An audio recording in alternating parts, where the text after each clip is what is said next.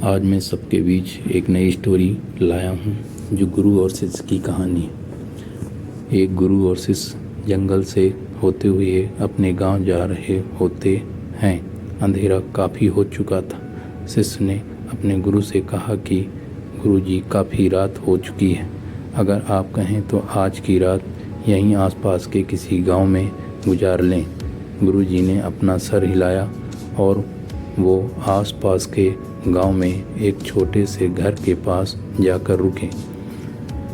अब जैसे ही वहां गए तो गुरुजी के शिष्य ने दरवाज़ा ठकठकाया।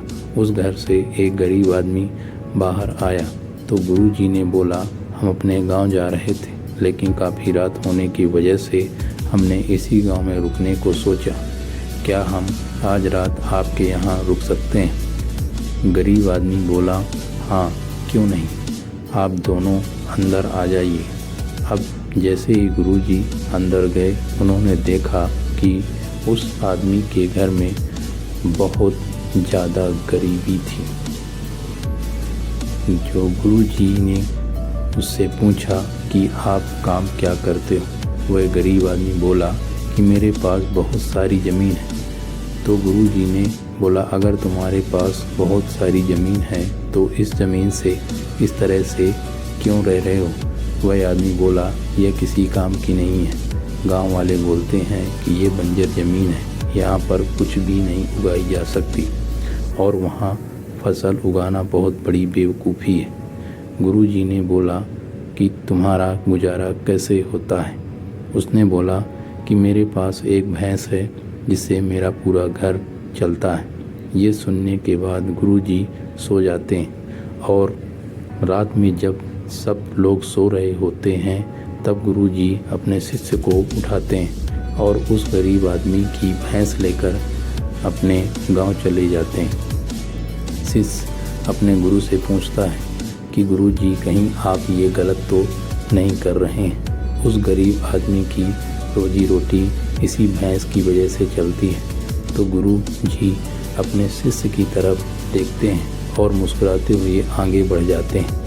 उस बात को तकरीबन 10 साल गुजर जाती है और जो गुरु का शिष्य था वह बहुत बड़ा गुरु बन चुका था। तो एक दिन उन्हें उस गरीब आदमी की याद आती है कि मेरे गुरु ने उस आदमी के साथ अच्छा नहीं किया था। मुझे एक बार चलकर देखना चाहिए कि वह आदमी अब किस परिस्थिति में है। वह शिष्य उस गांव की तरफ जाता है और वहां जैसे ही पहुंचता है तो वह देखता है कि जहां पर उस गरीब आदमी का झोपड़ा था वहां पर एक बड़ा ही आलीशान महल बन चुका था और उस झोपड़ी के बाहर जो बंजर ज़मीन थी उस पर फल और फूलों के बगीचे थे। तभी उधर से उस घर का मालिक आता है। शिष्य उसे पहचान लेता है और उस आदमी को बोलता है, तुमने मुझे पहचाना? मैं अपने गुरुजी के साथ आया था, हमने एक रात के लिए आपके यहाँ रुके भी थे। वह आदमी उसे पहचान लेता है और बोलता है कि उस रात में आप कहाँ चले गए थे और उस रात के बाद ही मेरी भैंस कहीं चली गई थी। मेरे पास कोई रास्ता नहीं था तो मैंने अपने ज़मीन पर मेहनत की और फसल निकाल आई और आज मैं इस गांव का सबसे बड़ा और सबसे अमीर आदमी बन चुका हूँ। ये सुनने के बाद शिष्य के आंखों में अपने गुरुजी के लिए आंसू आ गए और उसे ये बात सब समझ में आई। इस कहानी से हमें ये सीख मिलती है कि हमारे अंदर ऐसे बहुत सी टैलेंट छुपी हुई हैं, लेकिन हमें कोई ना कोई चीज़ रुका कर रखी है।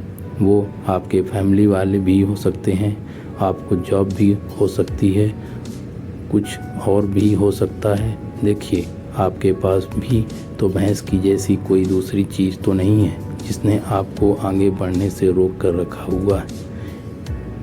यदि स्टोरी अच्छी लगे लाइक और सब्सक्राइब करें।